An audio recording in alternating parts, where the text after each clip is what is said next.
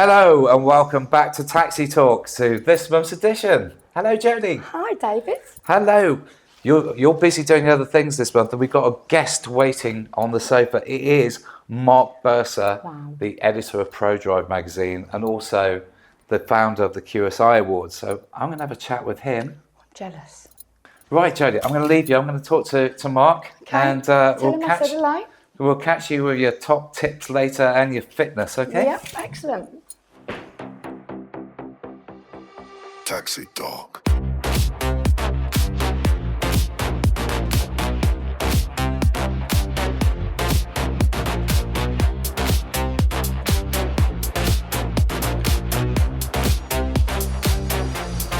Taxi Talk.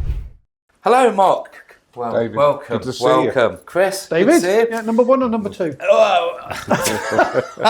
Let's just bring that down. So we're very delighted to have Mark Bursa with us, Mark from ProDrive magazine, who coincidentally organises the QSI Awards, which we've won many awards there, collecting dust there in the cupboard there. So, but it is a great award, Mark, and we're so delighted to have you on, because you have actually appeared on here before. On the Christmas episode, you won the Best Award Show. We did win the Best Award Show, which of course we are, and QSI Awards is the event for the industry. It's been going for since 2013. Yeah. So Longest. we've done 12 editions. We've lost 1 year with COVID, unfortunately, but it's going strong, and it's getting better and better each year. Yeah, and harder to win. Harder to win. Massive, wasn't it? I Loved it.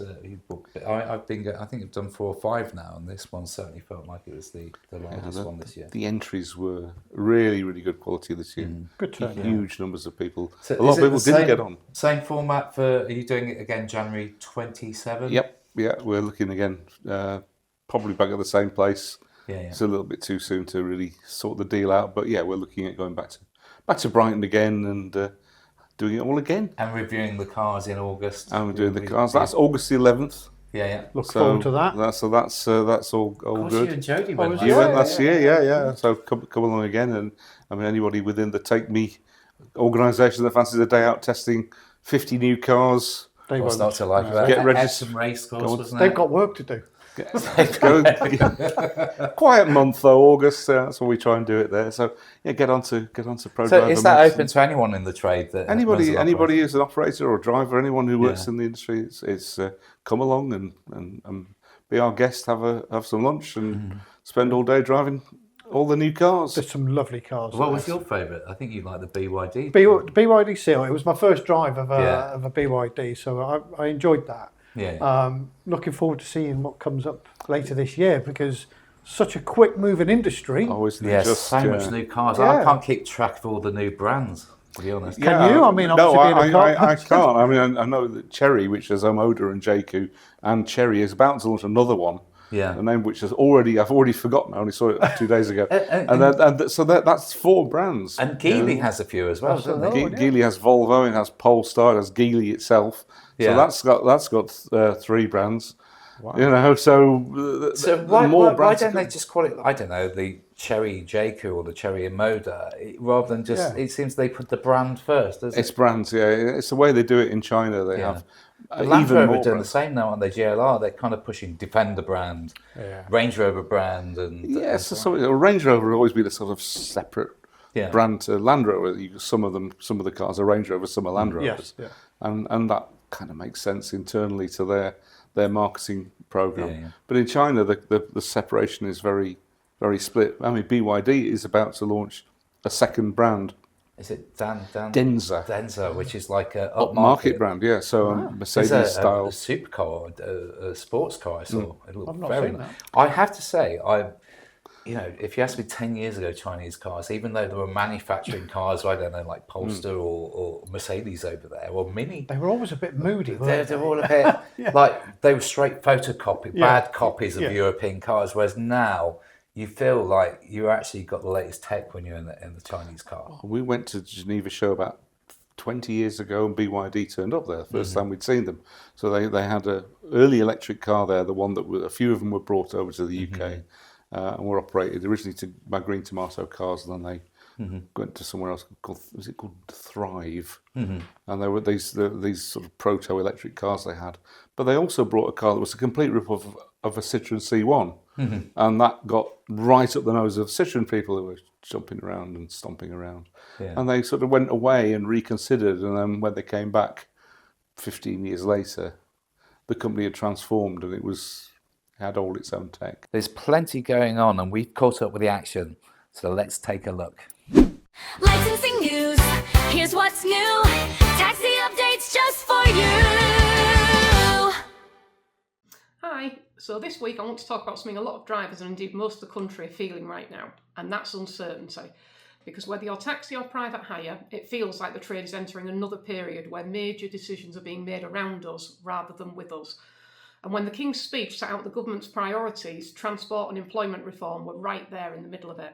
Now, at first glance, most people probably wouldn't connect that directly to taxi and private hire licensing, but experienced drivers know what happens next. New powers, new compliance, new conditions, new costs, and usually very little discussion with the people who actually work in the industry every day. One issue that's becoming impossible to ignore is the growing burden of licensing itself, because the reality is every year seems to bring another layer of rules, conditions and expectations placed onto drivers, while the pressure of doing the actual job continues to increase. Drivers are expected to complete more training, more safeguarding requirements, more medical checks, more vehicle compliance standards, more background checks, more emissions rules, more technology requirements, and all while your earnings are under pressure. Pretty soon you'll need 3 passwords, 6 certificates and a degree in advanced spreadsheet management just to renew your badge. Now, nobody's arguing against public safety. We all agree with that. That matters to every professional driver. But many in the trade are beginning to ask, when does regulation stop being proportionate and start becoming excessive? Because every extra requirement comes with a cost. And unlike large corporations, individual drivers have to absorb that cost personally. But here's something people outside the trade rarely think about. Every time councils increase licensing costs, tighten conditions, or make the job less financially viable, they don't just affect drivers, they affect passengers too. Because experienced drivers leave the industry faster than new ones join, the public eventually notices.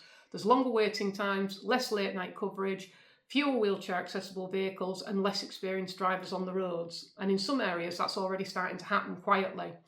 The irony is, regulation designed to improve standards can sometimes reduce the number of professional drivers willing to stay in the job long term. Then there's the issue of consistency, or more accurately, the lack of it. One council introduces one set of standards, another authority does something completely different, one area tightens vehicle age limits, another delays implementation, one licensing office is accessible and supportive, another's harder to get hold of than a passenger who says, "I'll only be 2 minutes, mate." And for drivers, it creates a feeling that the industry's become fragmented and confusing. There's also growing concern around the future direction of employment law, because one thing many drivers are watching closely is whether more operators could eventually be pushed towards worker status rather than self-employed structures. That debate's got huge implications. Flexibility is one of the main reasons many people joined the trade in the first place. The ability to choose your hours, manage your own time, work around family commitments. That independence matters to a lot of us. But at the same time, there are genuine concerns about fairness, earning security and protection against exploitative practices. The challenge for the government is finding a balance without damaging the trade itself. And right now, many drivers don't feel that that balance has been found. Another area quietly creeping into licensing discussions, as usual, is data and surveillance. More digital monitoring, more app-based compliance, more automated enforcement. And again, safety matters. But there's a growing concern that drivers are increasingly treated as data points rather than skilled professionals. Technology should support the trade, not replace trust and communication altogether.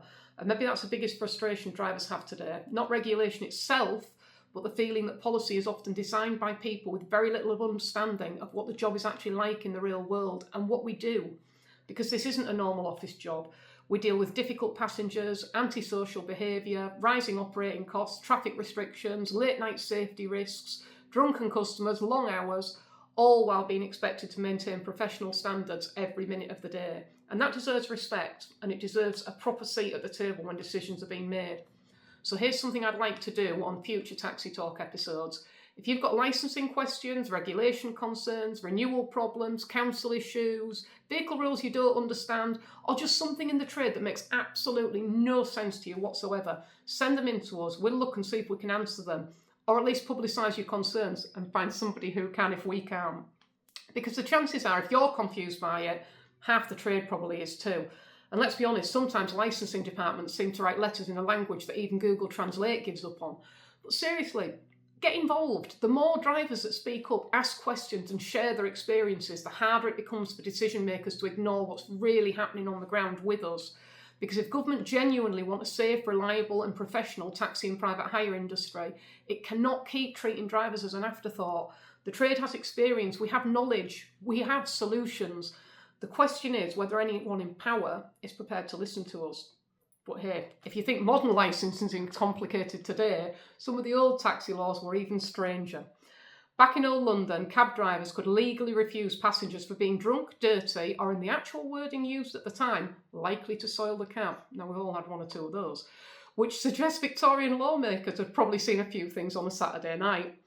Drivers could also get into trouble for smoking while carrying passengers, arguing loudly in the street, or something officially described as furious driving, which sounds less like speeding and more like trying to get through city traffic after 3 road closures and a diversion. Some historical regulations even required drivers to wear respectable attire, including proper hats. Imagine turning up to licensing today and being told, "Sorry mate, paperwork's all good, but that hat, not professional enough." And some of the old transport offences were unbelievably specific. Frightening horses, driving faster than a gallop, leaving your cab unattended with the horse still attached, or carrying what was described as excessively odorous goods. Now, I'm sure we've all had a few of those as well. So whenever you feel buried under modern paperwork, compliance checks, passwords and endless renewal forms, it's worth remembering the trade's been dealing with unusual regulations for centuries, and I'm sure we'll get through these too. The only real difference now?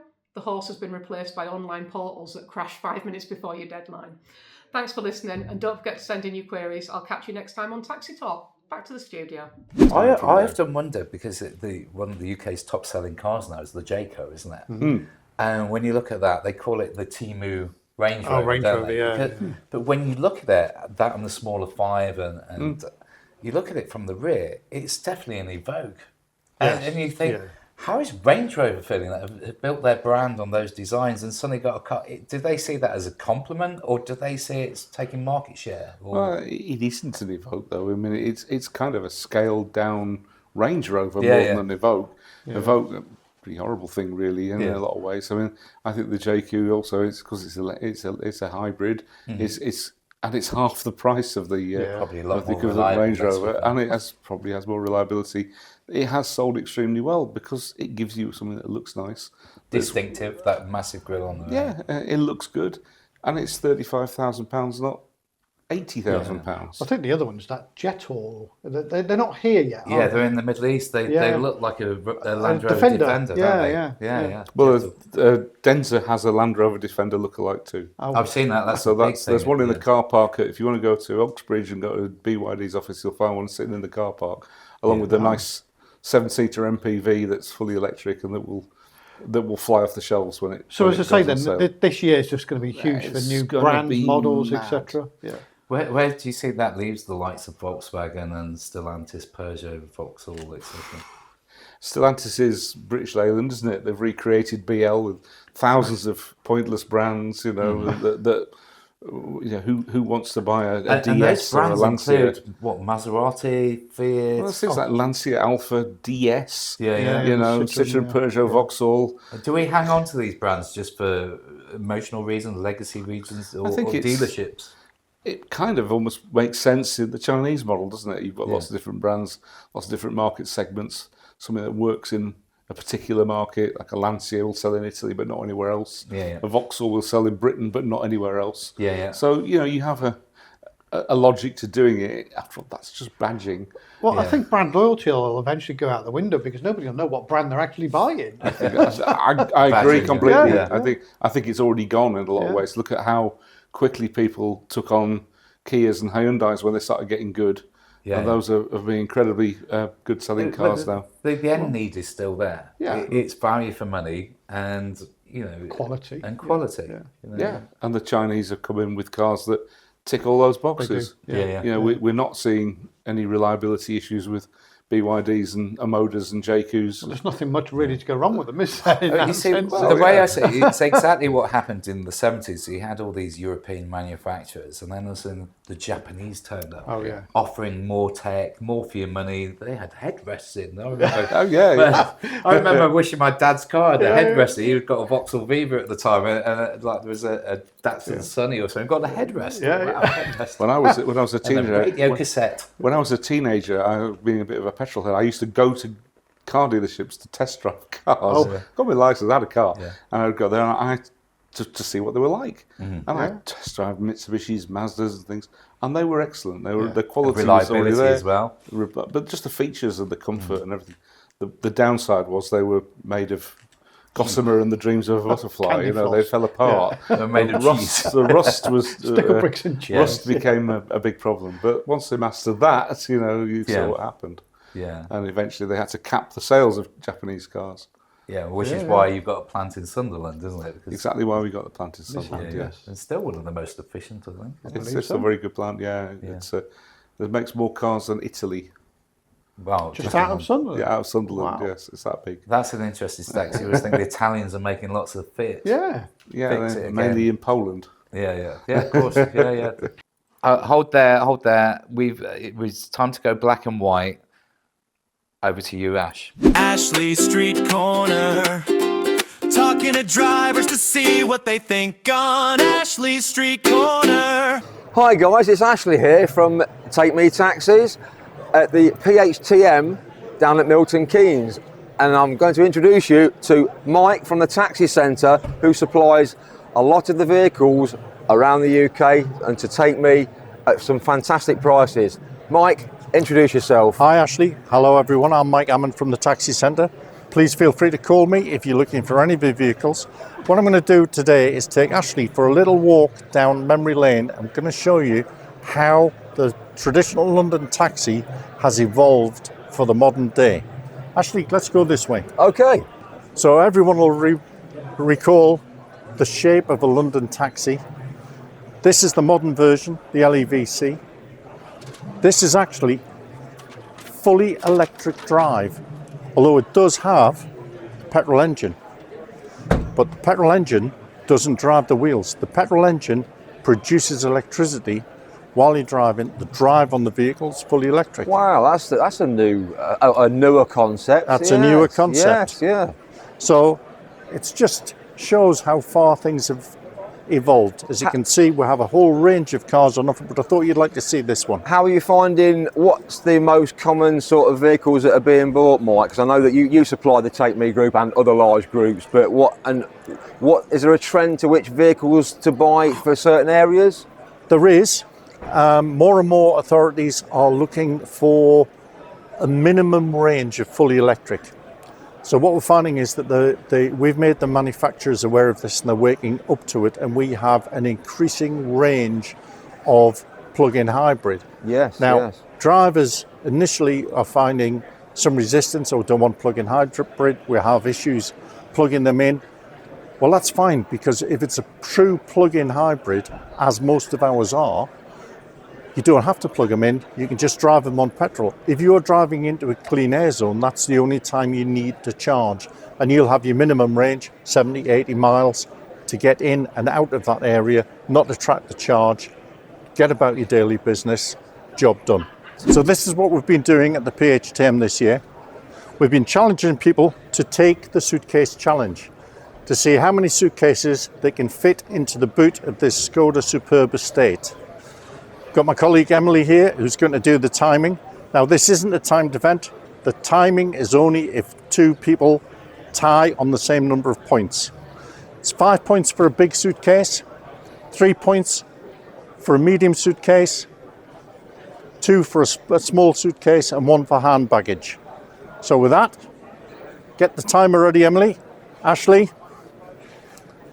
okay. It's time for you to take the Take Me suitcase challenge. I'm now going to take Mike's Take Me suitcase challenge. And I'm a bit stumped now, so, okay, countdown please. 3, 2, 1, go. And there we are. He's gone for one medium suitcase. An unusual approach. It's two in. That's 6 points. That's 9 points. Big one going in. We're at 14 points. The boot lid does have to close. That's 19 points. Oh, you want to fit all of them in there? Yes, we're just on camera. You're all right. You can have a go next. Oh, come on. Just mind your heads. And I think, yeah. Is that it? Hold on. Press the button. Sorry.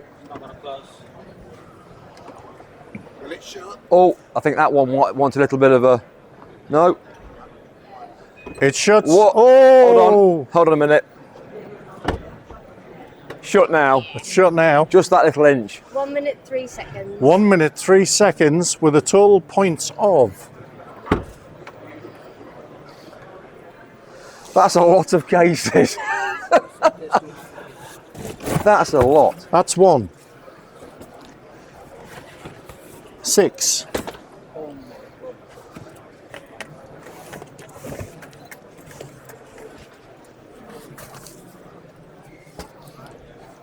6 points, and that's 8 points. 13. 18 points.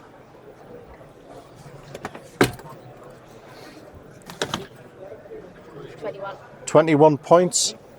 A total of 24 points. Sterling effort. Thank you. But nowhere near the top of the leaderboard, Ashley. But come back next year. Can I just show you one thing, guys? Mike, can I just show you this? All those cases, I would have never thought that they got those cases in, but open the back door on this car.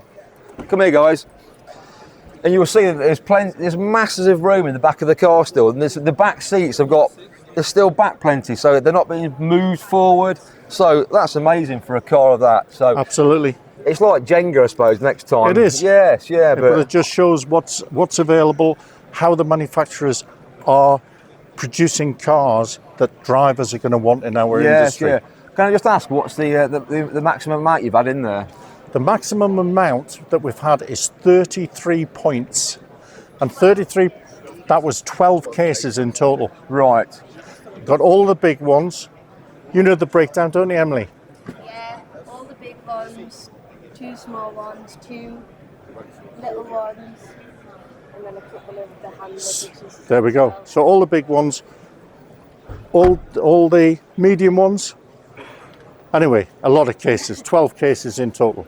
Thank you very much indeed, Mike. It's been an absolute pleasure. And as always, seeing how seeing that, you could carry quite a few bodies in there, and there's a lot. And as you can see, guys, vehicles have evolved massively on the size of the interiors. They're getting smaller around the outside, bigger on the inside. Take like the old taxi cab there, which is not a taxi cab anymore. It's an executive vehicle. And the size of that, I mean, crikey, I can remember driving the old Skoda Octavias from yesteryear, and you'd be lucky if you could get 2 of those in there. So come and see Mike, guys. I can highly recommend him. He's a great gentleman. Give him a call, give the guys a call, and they'll come and sort you out with the best prices they can do. Thank you, Ashley. Thank you. All the best. So, Mark, ProDrive magazine, industry-leading magazine, which you run with Paul, who... Yeah. Can you tell me how that partnership formed and how you fell into the show for Straight Taxi? It's a long story. I mean, Paul and I have known each other for over 30 years. Yeah. I used to run another publishing company which made magazines for car dealers. And we were running an awards scheme called, surprisingly, the QSI Awards, which I had invented as a concept in 1991. We needed an event manager, so we went into the market. And this guy applied for the job, and we liked him. He was a bit of a nutter, but he clearly could sell. And so that's how I got to know Paul. We hired him as the guy to run this award. And clearly he did it very well. We built that up from 300 people to 1,300. Yeah. So you know, it was a very successful event in its day, and that business all got sold and fell apart, and for different reasons. But I then took on another contract to run a magazine for a technological conference, which obviously was an event-based event. So I got in touch with Paul again, and we went into that, and we ran that. So we ran this gigantic European technology conference that moved around Europe and was very successful and got sold to the SAE. So that was gone, and then at that point I became a freelance writer working for all kinds of people. I had contracts with the Financial Times and various other magazines like Autocar and stuff, and just a jobbing freelancer working for did a lot of reports for Capgemini and Pricewaterhouse, people like that. And Paul became a chauffeur. Surprisingly, he had a mate who was setting up a chauffeur business. They got business together, and he became a chauffeur, and they were pretty successul at it. He's a publishing head guy, and he decided there was an idea to make a magazine, so he set up a magazine called The Chauffeur, which was going okay, but had a bit of a few problems. And it'd been running a couple of years, and then they'd hired a guy as the editor who wasn't particularly suitable. So they were passionate about their subject and things, but couldn't actually didn't actually get it right. So Paul, the people who owned the people who backed the magazine at the time said, "Do you know anybody?" So Paul said, "Yes, I know a man who can." And he rang me up and said, "Can you tell us what's wrong with this?" So I did, and they said, "Right, you're the editor now." Good job interview. So that was the job interview. I basically did a consultancy document to show them what to do, and they gave me the job. So that was in 2009. And we carried on from there. We started the QSI Awards in 2013. Car of the Year Awards started at the very start of it. That's been going since 2009 as well. And come 2019, we decided we were going to buy it. So we got into negotiations with the owner. It passed to another guy at that point, and we decided we were going to buy it. And then COVID hit, and the sensible person would have walked away from that, but no, we carried on and we bought it. So and obviously that kind of reshaped the business. Because at that point we had to go digital. There was no way the cost of printers cost of printing, and also the fact everyone was working from home, so there was no point in sending it out. Of course, to business premises. So we went digital. We changed the way we do things, and we're still here. So how many people are looking since you've gone digital? How many people has that increased the reach and the audience? We have good reach. Not so much. We used to send 15,000 physical copies out around the industry. We now do about the same number of emails to the industry, but also through LinkedIn and through direct marketing, we get a much bigger reach through that. So on Google News and Apple News, things like that, we turn up there quite a lot. So, I mean, a lot of magazines have gone down. I mean, I still miss a physical, tangible something. But I get the reason why. It's good for the environment. It doesn't clog up the toilet so much. They will slap by the toilet. The glossy paper is not what you want for that. Really. But no, I mean, you do read them on the phone. We read your magazine, or obviously Liza's PHTM, because they're not really competing, are they? Not really, no. I mean, we get on well with PHTM. They have a different pitch. They're much more a driver's magazine, taxi driver magazine, and a lot of their stories and the content's about that. And they run a show, and we don't, and we run awards, and they don't. So we kind of work together nicely with them. And I've often thought, why don't you have the show, which they do very well, and that could end with your awards. So you never thought about combining? No, there's different audiences. The show tends to be a lot of drivers, a lot of taxi drivers, whereas the QSI Awards is operators. More the operators. So I think also, after you trudge around a trade show, do you really want to go to a party? I don't think so. I think people. Chris would, wouldn't he? You go to the thing. I think it's just too much on one day. And when would you do it as well? I think Jodie would as well. So we've now got to interrupt though. We're going over to take a look at Jodie's big tips. Jodie's top tips. Customer service pays. A smile costs nothing. Helping a customer, especially someone that's elderly, by opening the boot and actually helping them with their shopping, really, really isn't that much of an effort. But I promise you, it will guarantee a tip at the end, and it will also guarantee that that customer is going to ring us again or book on the app and return to us every time. It's all about customer service. It's what gives us the edge. Thank you, Jodie. Great tips. So we've heard about the past and how ProDrive started. Now, obviously, a lot of companies, operators, which you know all the operators now, over the last 5 years have been worried about Uber.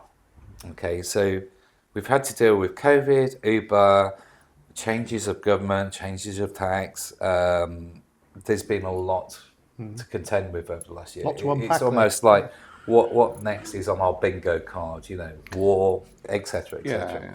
So, in your experience, because you speak to a lot of operators, and you've also got that mind, as you've already alluded to, you're quite like a consultant. You can audit, you can see. What makes an operator successful, and how do they combat Uber? And then moving on from that, obviously Waymo launching this year in London and countless other brands coming and so on. How are operators to survive against Uber and driverless cars? Okay. Well, Uber's interesting at the moment because it's kind of seems to have lost its way a little bit. Yeah. I mean, look at the history of Uber when it came to the UK, 2012. It didn't seem to really. It took me a while to work out what it was at first, and it seemed at first to be kind of like a black lane. It was like a jobs for chauffeurs, and the early Uber users tended to be top-end chauffeurs getting a back run. Filling an empty leg with a passenger, and that worked quite well for a while. And then, because they're all run by Americans, and because Americans don't really have a view outside of America, it appeared what Uber had done was invented private hire for America, but with a digital platform and digital, virtual hailing. So they came over here with that, but of course in America there isn't a private hire market. It's all there's taxis and there's limousines. That's it. And limousines is huge over there. Limousines is huge over there. Taxis is old police cruiser with the taxi light on the roof painted yellow. That's what you've got.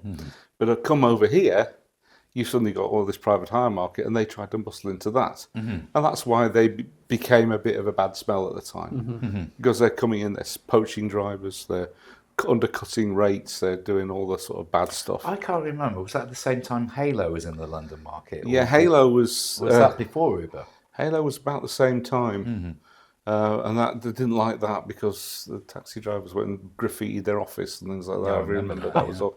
It all got a bit silly, and eventually, of course, that's come round that they're using. What's it called? The German system that they've. Brain's gone to mush. Free now. Free now, yeah. Sorry. I mean, Free now has basically done what Halo was. And the taxis are happy with that. Strange. So the same it's thing. strange that the same concept as well. And Free now obviously uses private hire in some of the markets like Glasgow. We work with them. You work with them in certain cities, in various places. So the what goes around comes around. Uber had a sort of. They obviously had a big change of management. The original owners, who were awful. I mean, there's awful stories about the way they treated staff, and eventually the bloke who founded it got caught because he was insulting a driver, some poor driver, and he's telling him, he's having a go at him in the back, and it's all filmed, and it goes viral, and he gets booted out. At that point, they kind of have a rethink, and around about 2020, they decided they wanted to talk to us. We started having a good relationship with Uber, and I got a exclusive access to them, and they told me what their plans were. Yeah, it did change. I remember your interview. I remember that because he came from. Didn't he come from? He came from like a booking platform. Yeah, he was from booking.com, I think. Yeah. And so they put in tech people who were market focused and knew what they were doing, and they said, right, we're going to use operators. We're not going to start setting up Uber in every town. Yeah. We're just going to go to the local town and use the operator there. And this thing called local cab, and it worked really well until COVID hit. And of course, after COVID, you're trying to rebuild the business. I mean, you must have seen it. Everyone saw it. Everyone's short of drivers. So you're struggling to fill the jobs you've got anyway. So therefore, your drivers don't have the capacity to take on the extra jobs from Uber. Yeah. So all these extra Uber jobs that were being thrown at the industry were not being taken up. So Uber then started to get a little bit touchy. Yeah. So they as they do, as tech companies do, they don't hang around. They just canned it.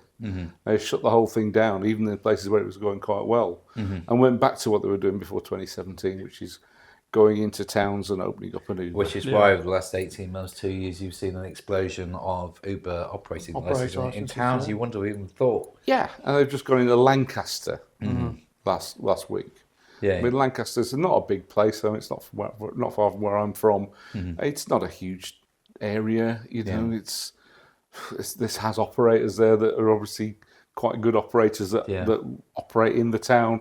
Uber's trying to muscle in there. What's it going to do? Pick up a few drivers from the other operators. Well, they must have data from somewhere. They're getting drivers from somewhere, but they're not offering the kind of rates. So Jodie has been on a bit of a fitness drive, and she's now passing on that knowledge to drivers, so you can learn how to keep fit while sat in a cab. Don't be lazy, get up and work it, work it, work it, work it, work it. So we're back down here at Transformation for Life in Wellingborough, and we're going through our next section. So James, tell us a little bit about what we're going to be doing today. So today we're going to have the guys doing a little bit of light exercise, raising the heart rates a little bit, and most importantly, we're going to have some fun with the boxing. We're going to get some punches going, get some stress out, get the heart rates up, get the dopamine levels up, get the anxieties released, so the drivers have had a really stressful week can channel that energy through here. Excellent, I'm excited. Let's get going. Now, keep your hands high. Okay, first punch, we're going to throw the jab. Straight left. Everything we do in boxing comes from it, okay? Now, how many of you drivers work Friday, Saturday nights? Yeah? I remember a few of you when I used to work on the doors, a few of our clients into the back of your cars, take them home for me, okay? What you see on a Friday, Saturday night punch is this. Okay? We're not going to teach you that, yeah? Okay? We're going to teach you a straight jab cross. So, the jab. You're going to relax. And all you're going to do is on the balls of your feet, you're going to turn your front foot for me. Now, as I do that, watch what happens to my hip. Comes up here, and then just going to bring that left hand up. Up. Now it's control. So the punch is now not coming from the shoulder, it's coming from the hip. And all your left hands for me, your right hand. So let's go left hand. That's it. Left hand. Turn through the hip. Those of you with gloves on, pick a punch bag of your choice. That means the bags on the walls do not find each other. Jab and cross. Those of you behind, you're going to look at their form, see how they're doing. You're going to critique them, okay? Right up.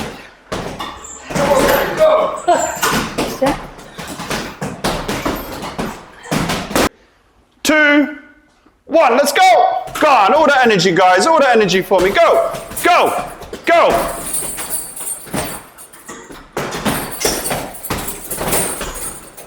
Come on, John, you're harder than that. Go on, Andy. Go on, John. One more.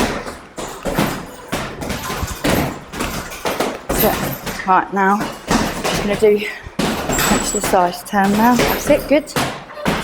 3, 2, 1! Well done, guys. Outstanding. Turn your heels. Remember, take that breathing in deep for me. That's it. And then you jab. Take that breathing in deep. Wow, I'm a little bit concerned by some of those jabs and those crosses, James, to be honest with you. That was really good. And they seem to love it as well. They picked it up very, very well. Some good right hands in that group. Well done, guys. Yeah, brilliant. So, that's it for today. Can't wait for the next session. Thanks a lot for having us. Thank you, guys. Thanks. The best thing is drivers can be quite fickle, because we've seen it in areas like Plymouth and Northampton, where you think, well, the drivers were very anti-Uber, but then they come in with a few opening offers, and the driver's like, oh, we'll try that.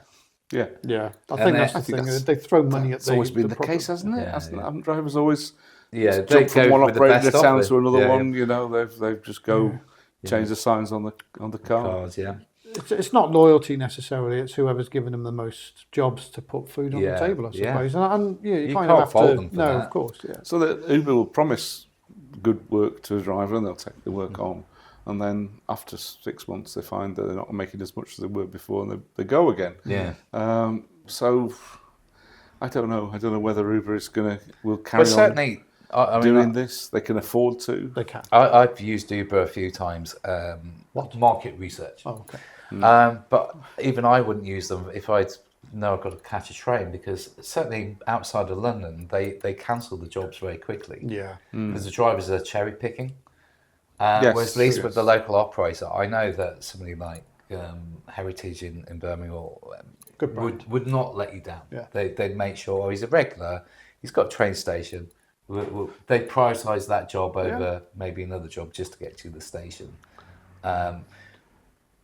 So operators are managing to fight Uber. Okay, they might have to shift to more B2B work, B2C, not B&B, or a B&B. B&B work, and rent the car out to family for a week. Yeah, that's it.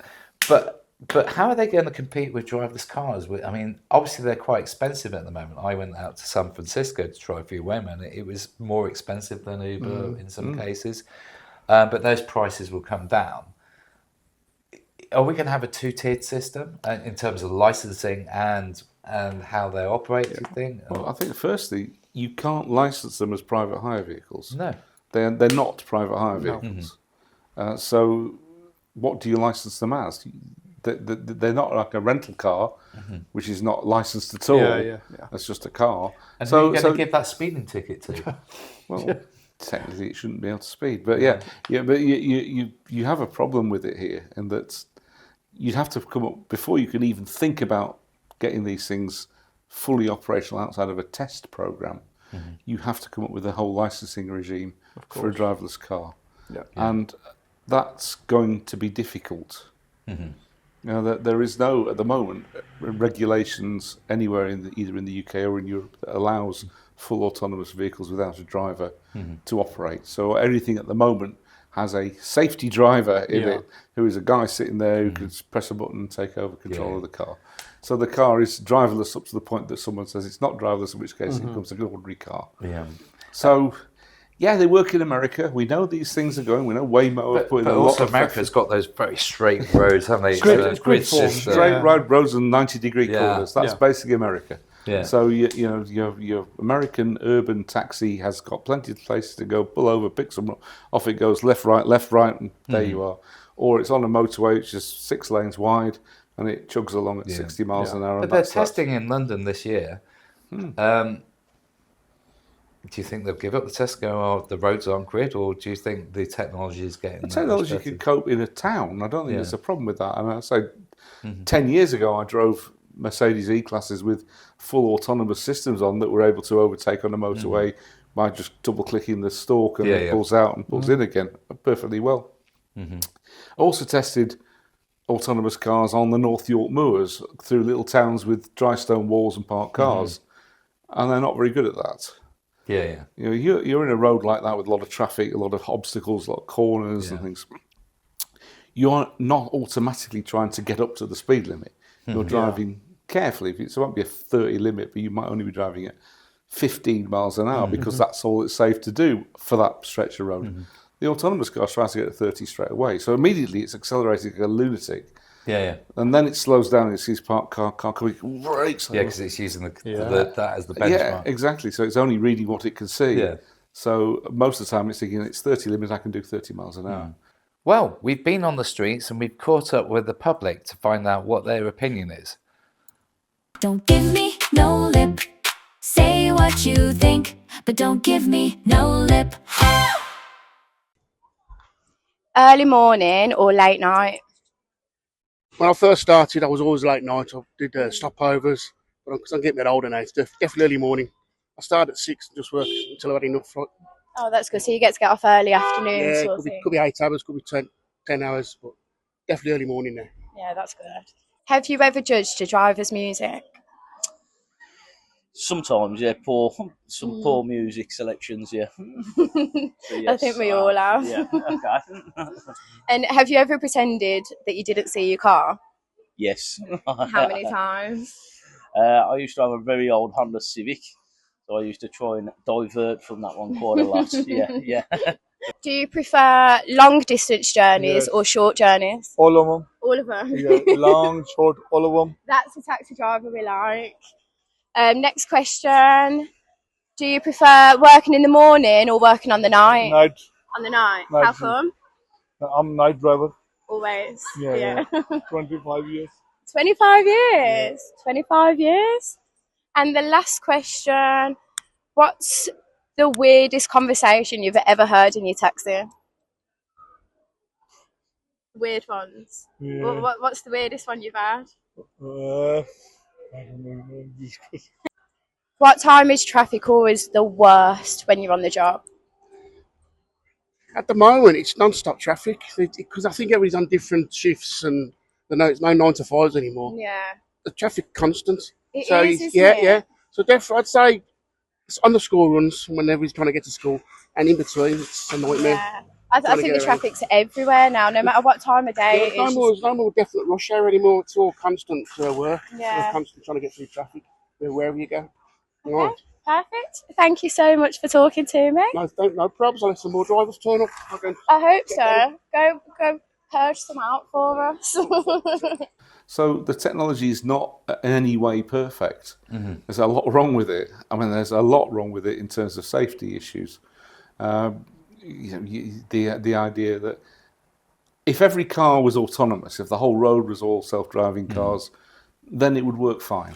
Yeah, but you know, the autonomous car has to react to human conditions, whether it be a cyclist or child stepping out, or someone who just is not going to give up his ability to drive. You know, you take my car keys out of my cold dead hands. You know, so you know these things happen. A lorry's coming your way, and the driver has a heart attack, and he's going to wipe you out. The autonomous car's got to either swerve and kill the pedestrians, or not swerve and kill you. Yeah, and it's got to decide that. And you've got no choice. Which is going to be the lesser insurance claim. Exactly, exactly what it is.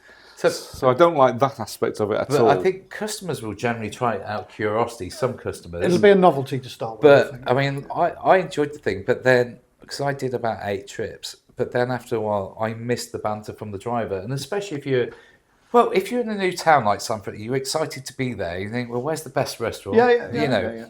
I know you've got things like Grok and ChatGPT you can talk to, but that knowledge from the driver, was a bit more reassuring. Personal. So I don't know. And we discussed it, would you put your children in there, your mother in there? Can it open the boot to put their shopping in? There's lots of things we haven't even thought of. There are lots of things more than just that. Yeah, I think the wider societal issue of if you were to replace all the private hire drivers with autonomous cars, you put 300,000 people out of work. Now, the government talks about creating 20,000 new tech jobs. Fine, great. You might get that. There might be in America, though. Will they always put them in the Philippines? They're going to be put here, or the Korea, or somewhere where the labour's cheaper for coding and things like that. What you're talking about is 300,000 people who've got a dignified profession of being a driver, who maybe were struggling to make ends meet, who are now have got a job as a driver. The Jennifer White, the lady who won a QSI award last year, was struggling to feed a family and look after a mum and all the rest of it. You know, couldn't get a job, got a driving job, done very well on it. Is now, everything about her life has changed because she's got a driving job. Yeah. What are you going to do? Take that off her and say, right now you're mopping the vomit out of the back of that car, or your job is plugging in the charge point every week. Yeah, you're downgrading people if you do that. You are down because the next job. I mean, there's a company in America now that their job is to go and shut the doors in Waymos, because they can't. Yeah. So the passenger gets out, doesn't shut the door properly. They can't move away. And they're paid something like $24 a door shut. Well, that's good money. That's more than the fare, isn't it? Well, yeah. You'd be getting them yourself but you to don't leave think the door about this open. thing. Yeah, the thing can't operate. It can't shut its own doors. So they just leave the door open. Then it's blocking a street. You have to redesign the car so it's got an Drive automatic door actuators, shut thing, like a Japanese taxi. But these are based on the old Jaguar I-Pace. They are, So yes. it wasn't really But that's designed as a... That's not what we're getting here, though. I mean, those the ones they're testing, I think, were Ford Mustang Mach-E based. But the technology will continue to resolve those. But there are even bigger issues on this one. You look at what we see with the drivers, what drivers actually do at the QSI Awards. We had one this year, a guy called Godwin Omotabora, who worked for Addison Lee, who saved someone's life because the person was having a heart attack in the back of his cab. He got the guy on the floor of the vehicle, he had an MPV, and performed CPR and kept the person alive until the ambulance came. That's not something an autonomous car can do. You've got a guy working in your company who did the same thing 2 years ago, a guy called Mark Jones, worked for Crown Cars. He saved 2 lives. One person went into a diabetic coma and he took them straight to hospital, and he talked a girl out of suicide. I mean, these are human stories that an autonomous vehicle and can do. This is really important. Was it the guy at your awards this year? We interviewed him on this wearing orange. Yes, raising money for the community. Orange. He's raised £6,500 by giving his tips. Yeah, Waymo's not going to do that, is it? Of course not. There's no community. And why would you get rid of that guy? No, he's a flagship for your company. He's an absolute ambassador for it. Lovely guy. Everyone likes him locally. Does all the charity events. He's this is getting it right. This is what we should be doing. We should be making more of the people we have, because that's the one advantage that it has. What worries me, they say AI is going to replace all these jobs and we'll have more time and more things. But what are we going to do? Even if there's a universal credit system, we're going a bit deep now, by the way. But it's not just cars. It's the wider impact. Yeah. We'll have to make more podcasts just to entertain you. But you could try replacing me with an AI journalist. It's not going to be as good, though. No. We find that with some of our social media team. I'll have to be a bit quiet because there's a lot of them around. But they use ChatGPT for writing statuses, which you can always tell. But too many emojis on there. Too many emojis. I mean, don't get me wrong. I had to illustrate a story of a car which was specifically about a black Volvo. And could I find a picture of the right car and everything, right model? Could I find a black one? No, I found a red one. I put it into I think it was Copilot or something. I said, recolor this car black, and he did it really, really well. I couldn't tell it wasn't actually a black car. So that sort of thing is a useful tool. But it does work. It's not going to replace me, but it's actually made my life a little bit easier. It's just enhanced it, hasn't it? It's a bit like your chin. You've been enhanced. There we go. But no, AI certainly has its benefits. So we think driverless cars are going, in summary, we think they're going to turn up, but we think there might be some customers who adopt it. I'm not sure they're going to be as big as the people who are the proponents of it think they're going to be. Just because something can be done doesn't necessarily mean it will be done. I mean, look at car sharing. It's kind of dead in the water. It didn't work. It was a whole well thought out concept. Lots of people tried it. Nobody wants it. Or if you drive not far from here, you have Nottingham, where there's streets full of scooters that are just all over in the canal. Great idea, but in reality, it's good for the drug dealers to scoot around on. Allegedly. It's honestly, just because you can do an autonomous vehicle fleet doesn't mean it's going to work. No. I mean, we have stories in America where people living next to the car park can't sleep because all night long the cars are beeping and trying to park and moving up and down and they won't switch off. It's because two cars are trying to get in the same park bay. They just do back and forth all the time. We've seen there's plenty of Waymo videos like that on the social media. So it's not. I think it's a novelty initially. It is a novelty, and it may always be a novelty, and it may just eventually die off, because you've seen some car manufacturers like Mercedes who had workable systems 10 years ago pulling back from installing those into cars because they're looking at the market. They've got sophisticated market research, and they're finding that people don't want it. People actually quite like driving. There's plenty going on, and we've caught up with the action. So let's take a look. Ask the expert with Gary and Chris. Find out all the things you didn't know on Ask the Expert. So I tell you what, drivers are always asking this question. I've got quite a few questions that drivers are always asking. Tell me more. A lot of drivers worry about tax. What's the first thing that they should be doing during the year not to avoid a shock in January? That is really a big problem. The tax year runs April to April, so you can do your tax return between April and January the 31st when it's due. So the first and most important thing is don't wait until January to do your tax return. Engage with your accountant as soon as your tax year's over. And obviously, because the sooner you do your tax return, the sooner you know how much you owe, and so that you can get your money together. The easiest way to do it is just make sure you set aside. Now, we don't know what your tax bill is going to be because it has to be calculated from your earnings and your expenses. But we do know that most people sit within the 20% tax band. So even from the day you start driving, put 20% away, take it out, put it in a separate bank account. Don't keep it, don't spend it, don't think you'll have the money in time. And guess what? If it comes to January the 31st when you pay your tax bill, you've been putting money aside, but your tax bill is not as big as you think it's going to be for whatever reason, or you're claiming back for purchase of a car or something, so your bill's less. Guess what?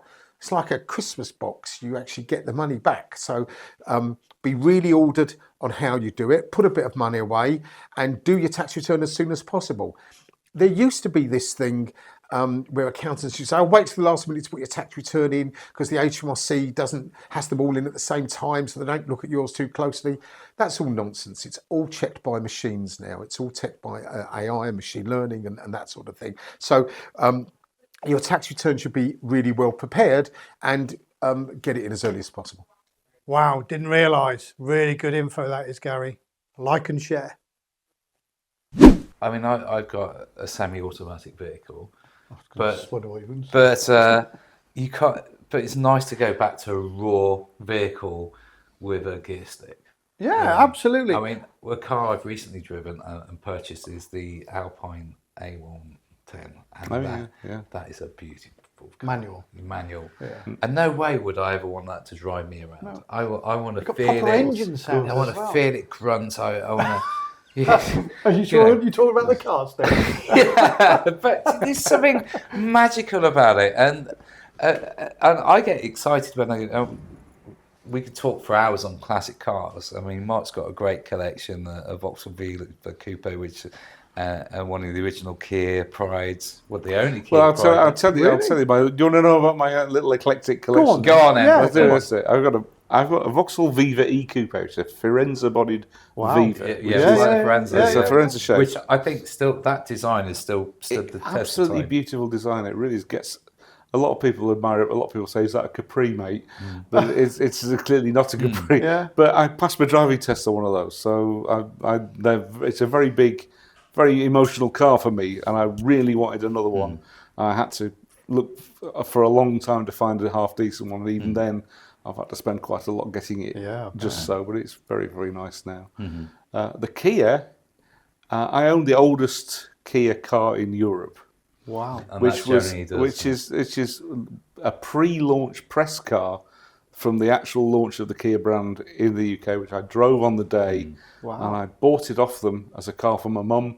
She drove it for the rest of her life, and then it came to me. So I've done it up again since then, got it back to original condition. It's a Kia Pride. For those that don't know what they look like, we'll just put one on screen now. There you go. So it's the Kia Pride. The history of that car. It's Ford based, isn't it? It's Mazda stroke Kia. Mazda designed it. Kia built it. And originally it was meant to be a Ford, so it was So in sold some in markets America. it may be In America, they sold loads and loads of them as a Ford Festiva. It's a really good place to get parts for them. There's lots of them. There were lots of them built. In fact, versions of it are still being made today. Really? In places like Tunisia and as that little truck version with a local brand on it. Yeah, little truck pickup truck versions of it are still being made. The same basic car. So it's been a really well engineered little car. And that launched Kia into the launched UK. Kia, and now they're the fastest growing brand we've seen ever, and it's 5-6% market share at the time. Yeah. That was the 21st right-hand drive car they ever built. Wow! So it's a special little thing. It's a bit of history. Yeah, and it's a bit Should of be in a museum, bit of my family history too. So it's in my museum. Yeah, and then you've got the Mark II Jaguar I've got, which is a car I've always wanted. When I was a kid, I always loved the Mark II Jaguar. Yeah. It's a villain's car, really, isn't it? I suppose that's kind of it was the one in all those black and white films, wasn't it? Is it Morse as well? Is it Morse, but also the Sweeney getaway car, that kind of thing. So it's a. What's that like to drive? Because you tend to think of nice them being big cars though, but I saw one the other day. It was parked next to a Ford Focus, and the Ford Focus was bigger. It feels a lot smaller than it did at the time. Yeah. It's quite narrow, but it's comfortable. It's at the moment it's off the road. It needs a little bit of engine work. Does it sadden you to see that Jaguar is obviously repitching itself now? It's got a new model coming out, or do you think that's the sensible thing to do? I think it's a sensible thing to do. Actually, I don't join the pile in on Jaguar, but making an ugly electric car. That concept car is a concept car. Yeah. That's not the car. It won't be the built. production car. Yeah. No. That's just to give But you. it's certainly got the world's attention, whether that's good or bad. The marketing campaign. Yeah. It got everyone's attention, whether it was too woke or not. It doesn't matter. It kind of everyone now knows Jaguar is going in a new direction. I think it's a good way of getting rid of a lot of those people. You don't want those the landlord's Jaguar. They don't want that image anymore. Yeah. They don't want blokes in green tweed jackets. Absolutely not. No, because right wing, reform voting tweed jacket wearers. I think he's been a bit prejudiced there. Don't judge a book by its cover. Nobody wants those people. It's the role model for what Jaguar is trying to do is Bentley.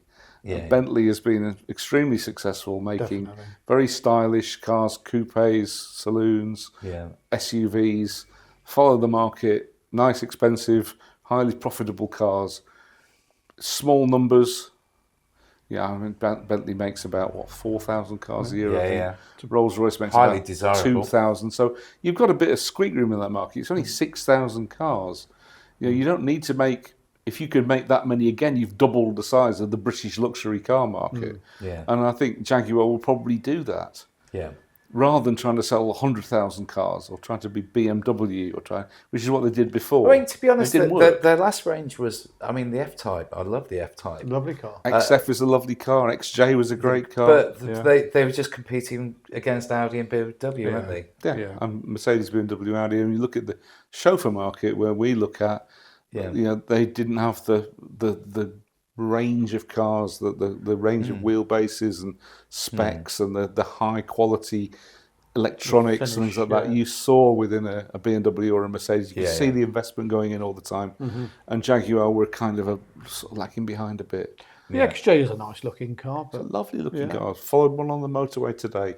I thought it looked terrific. It's aging really well. It's a really good car. It's a shame, really, because we lost a few of those brands like Jaguar, and that couldn't compete with BMW, Mercedes. So Saab. Well, that's my other cars are Saab. So yes, But I think Saab's problem was the General Motors ownership, wasn't it? When they were badging some terrible vehicles as Saab Suzukis, as Saabs in America, and going against GM's in Subarus. There was the Subaru. Because my childhood dream car actually was a 99 Turbo, and then the 900 Turbo. 900, Very fine car. I bought. What I've got is the last ever Saab, the 9.5. So that was the last model they sold here. There was a little SUV they sold about 200 of them. But I've got this car, and I wanted one since the launch. I thought it was a tremendous car. It was a very good car, and it's a shame GM pulled the plug on it. Driven by architects normally. Yes. The problem was GM pulled the plug on the brand because GM was in a mess. They were in trouble. They sold the brand to Spiker, the name of the company. Yeah, of course. And who bought this brand? There's a guy called Victor Muller who I interviewed at a Geneva show around this time. And he borrowed quite a lot of money to keep it going. The trouble was he couldn't get access to the 9.5 because GM wanted to hang on to their latest technology, didn't want it to fall into the hands of the Chinese. Yeah, I mean, it's an insignia. If the Chinese had wanted that technology, they would have bought one, taken it apart, and they've got and then they've got the technology. So, but they didn't want that technology to go, so they didn't let him have it. And he basically was running out of money trying to churn out nine threes. He should have stopped production, mothballed the thing, launched new cars, and brought Saab back, and it would still be going now. Yeah.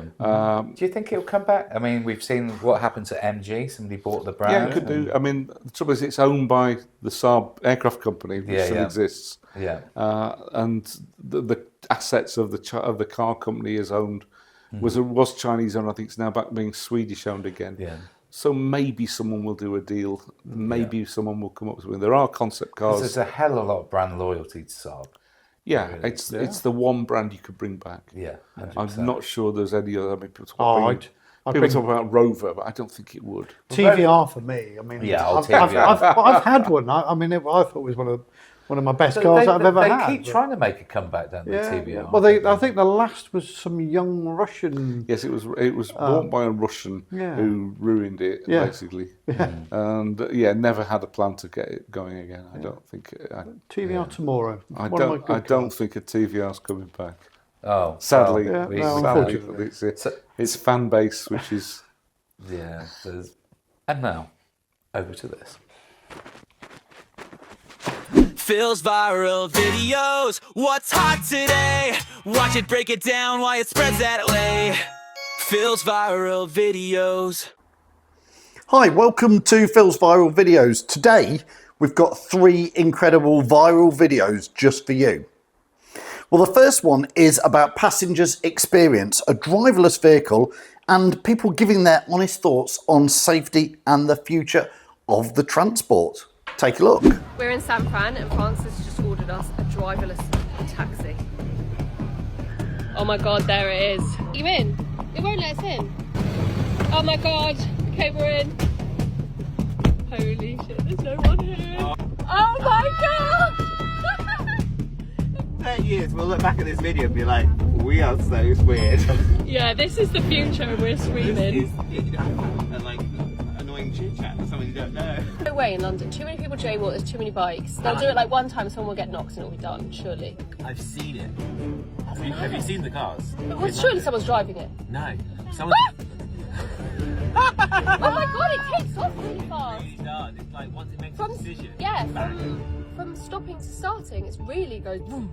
It's like how people must have felt about Wi-Fi. 40, newly released. Yeah. Mad. That was the future, guys. That was us experiencing Wi-Fi for the first time. Bye, car. Well, that was a good one. Well, next we've got a driver and passenger who overcome a language barrier, creating a fantastic customer experience that goes above and beyond. Take a look. The trees next to them block the view. Oh, so is that the tower? What is that one? 带你上桥就景色很好了。 Wait a minute, I'll take you. Wait a minute, I'll take you up the bridge and the scenery will be very beautiful. Okay, can you get back? Shake your booty.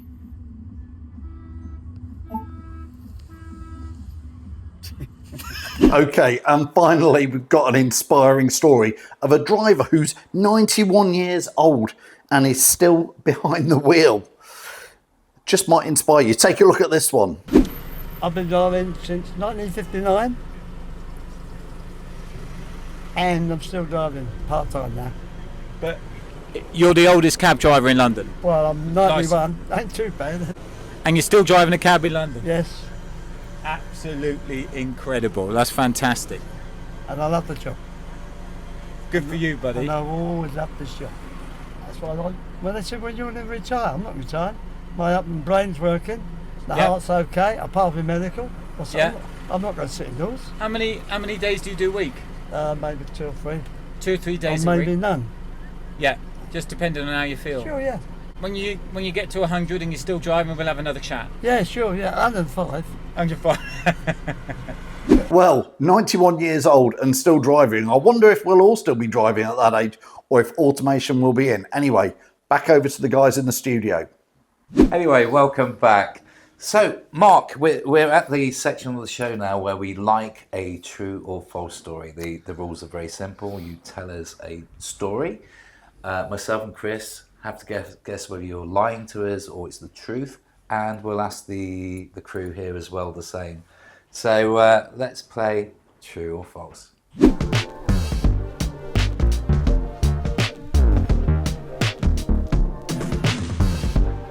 Okay, Mark, have you got a story for us?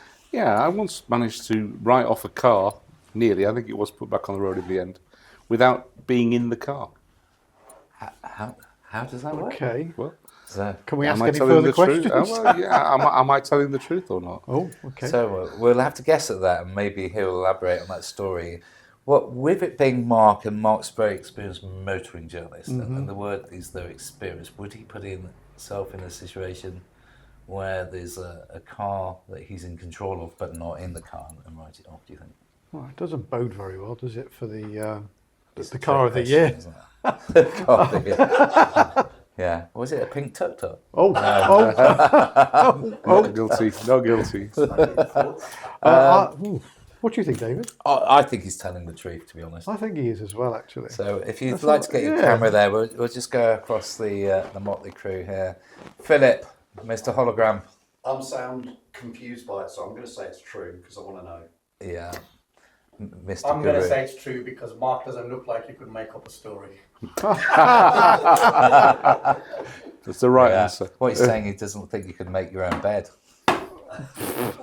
So, Reedy. I'll go false. Why? Why? Just because he's just. I don't know, I want to try and see if I was right compared to everyone else. Yeah, so if the gut feeling, Jake. I think it's true. Fair enough. So far you've got is mostly on true. Yeah. Sam, over to you. I think it's possible, so I'm going to say true. So it's just Reedy there. Is it just Reedy with the false? He is always the odd one. Yeah. So is Reedy correct there, Mark? He is, yes. Oh. Reedy! No. So do elaborate. I was trying to park a car in a car park. Okay, and didn't write it off, but I had got in the car, put the money in the slot. The barrier was in the ground. Went down. As I set forward to drive up, the barrier came up again. Oh. And one of those bollards. So that now sink. stuck on the barrier. Yeah, stuck on the barrier. So actually, he's wrong. He's actually true. I did a lot of damage to this car. I thought, how am I going to get out of this? Yeah. Nothing I can do really. The only thing I can think of is to get out of the car, put another pound in the slot, see if it'll go down again. So I got out of the car, door open, shoved my pound in the slot. Of course, yeah, it did come down. It was what I hadn't factored in was I was driving an automatic, and my attempt to get it off the thing, I left it in reverse. Oh no! So it goes backwards. The door catches the barrier, bends into the wing, and it hits the car behind, especially the back bumper. So it wasn't written off, but it was a pretty comprehensive three-cornered bent. How did you explain that when? I had to tell the truth. Yeah. I say that I'm known for my honest reporting, so I told the truth. Yeah. And did you put that into the story when you reported? I did certainly not put it into any road tests. This vehicle doesn't survive barriers very well. Yeah. Is there any footage? There is no footage. It was long days before footage. Yeah. This was a whole 35 years Oh, ago. wow. So when I was a fairly up and coming young motoring Are you hack. still reviewing cars now on a regular basis? Absolutely. Yeah. Yeah. We look at professional driver. We road testing every issue. So Yeah. So how many road tests are you doing per month still? well, probably do one or two a month. Yeah. You know, we try to. That's probably about the capacity of the magazine at the moment for doing more. And you don't do video on that, just... I don't do video. No, perhaps I should do video. Yeah. It's just another complication. I tend to be trying to be as quick as I can with new launches. So I'll go on a car launch somewhere, and we have an afternoon in the car. I don't really have the time to do video. But I suppose it could if I could do little videos. I should maybe I should talk. Well, to Phil about I'm just thinking for this podcast later on the series. If Phil, can we send you down with Mark and you set him up? So 'cause I think he's had experience on Top Gear. We found out whilst I remember doing. Yeah. There you go. He wasn't the Stig. He was certainly not the Stig. I don't have the physique of the Stig. But, there we go. We've got a Stig outfit somewhere here, don't we?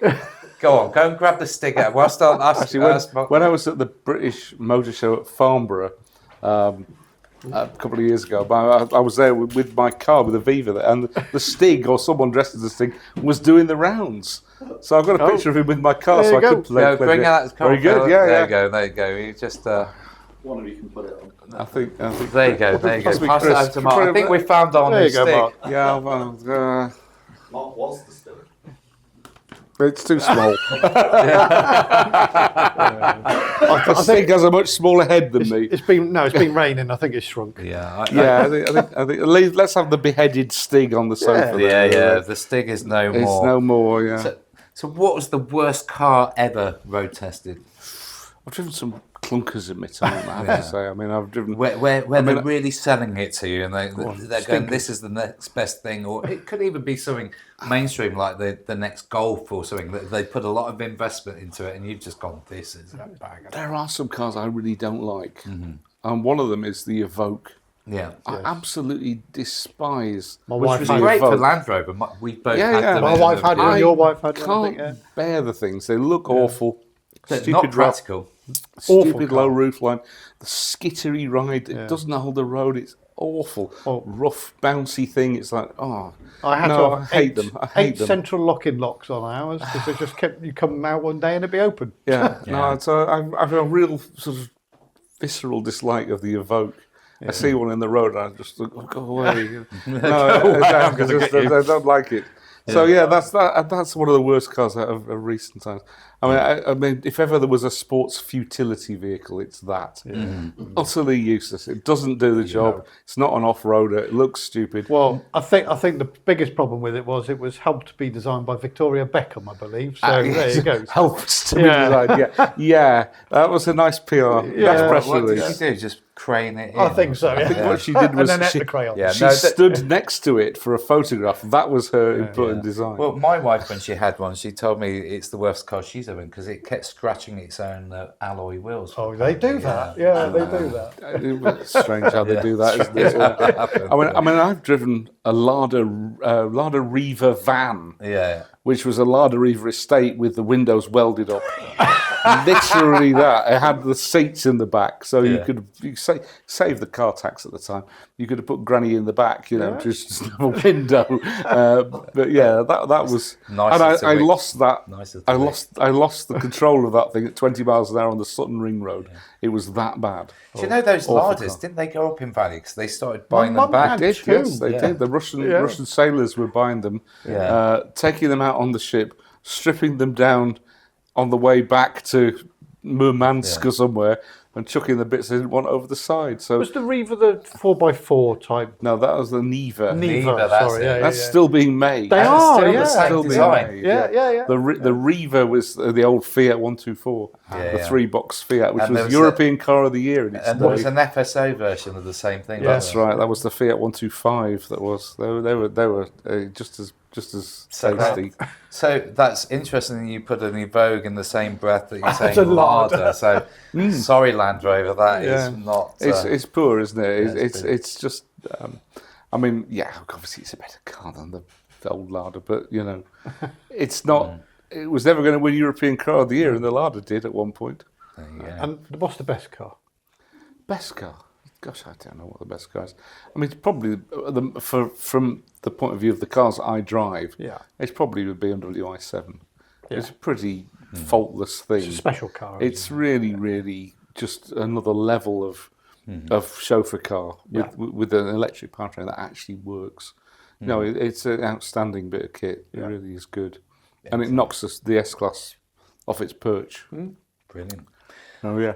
Okay, so we're running out of that time. So before you go, we don't want to leave empty-handed. So we've we were a bit cheapskate, so we just put together all the lost property, put it into a black box there. If you want to bring the box up, see what you take home to yourself and the family to say thank you. Go on, take me taxi talk. Oh dear. What's Aston Villa? Even worse. Stoke. Is that Man United? Oh, no, guess Stoke, away. I feel dirty having touched it. Oh. Oh no! It's only, do you only have Brummies rubbish in here? Yeah. Unfortunately, best stuff is. You don't have any Leeds United stuff, do you? Series. No Leeds United. No Leeds United. Just take the box. Yeah. Maybe the box is more useful. Oh. There you go. I'll have the cat toy. I'll have the cat toy. I haven't actually got a cat at the moment. We did have a couple of cats, but you can go buy a cat now. I will find I think I'll go and get a cat now because I like that. Yeah. Excellent. And the other thing is, we are going to feature Mark now, as contract agreed verbally here, on a special episode of Taxi Talk, on one of our bonuses. We're going to go along with Phil and the crew to watch Mark road testing a vehicle, so you can catch that on this channel very soon, Mark, if you don't mind. As long as it's not an Evoque. Or a Lada. I'll do the Lada. No, I'll do the Lada. We won't go through any barriers. Yeah. Okay, Chris, look at the camera and tell them what to do. So please like, subscribe and share. Give us a thumbs up. And we thank you very much for watching.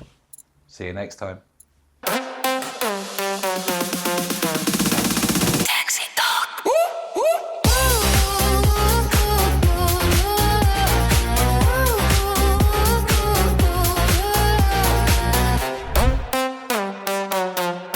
Taxi Talk.